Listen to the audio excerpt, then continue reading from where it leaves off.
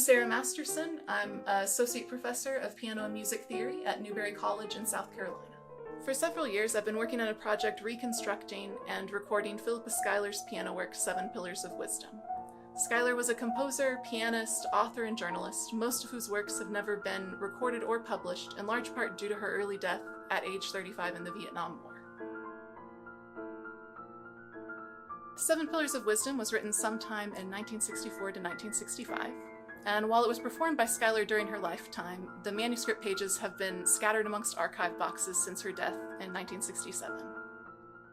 Because of that, a large part of this project involved tracking down all of the missing movements and missing pages in the archives. It was housed in the Schuyler family papers at the Schomburg Center in New York, and I was able to track down a couple of movements that had just been filed as separate pieces, and I was able to find missing pages in a box of miscellaneous sheet music. Once I had assembled all of it, it became clear that it was a working copy, not something that she had prepared for publication. So measures were crossed out and labeled omit, things were written in the margins with arrows pointing to where they were supposed to go, and at times the musical notation stops and there's written instructions that say things like to combine 2 themes in a certain way, or to play measures from a previous movement, but now in a new key or with a different left-hand pattern. Another large part of the project ended up being transcribing the piece to create a copy that I could perform from and study.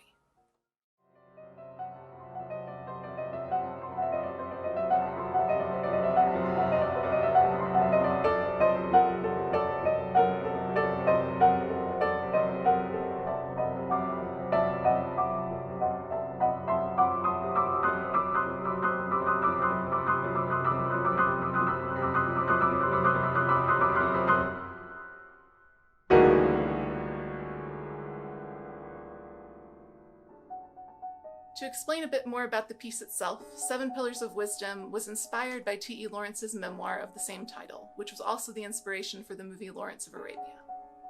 It tells the stories of Lawrence's experiences during World War I in the Middle East.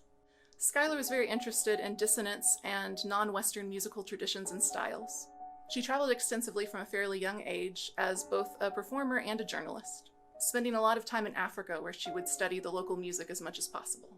You can really hear the influence of her travels in this piece, especially in her use of non-Western scales, asymmetrical rhythms and meters, dissonance and tone clusters, and ostinatos. The most interesting experience probably was going to the archives in New York. They house the Schuyler family papers, and so there's just a huge quantity of her journals, letters, scrapbooks, all sorts of things other than just music that it was really interesting to look through. Her whole life story was kind of a fascinating read. One of the more interesting parts was learning about her experiences as a journalist.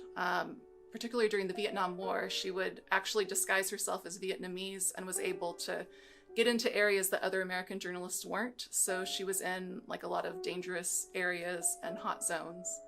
And she actually died helping to evacuate children from a school there to a safer area. The marketing office at Newberry helped publicize the project, and our Office of Institutional Advancement collected the donations. And the project was actually entirely funded by grassroots donations from individual donors from around the country and also the UK and Canada. The album title is 7 Pillars of Wisdom, which is also the title of the piece that's featured on it, and its release date is April 1st, 2022. It'll be available on all of the streaming services as well as on Amazon, iTunes, and at physical retailers.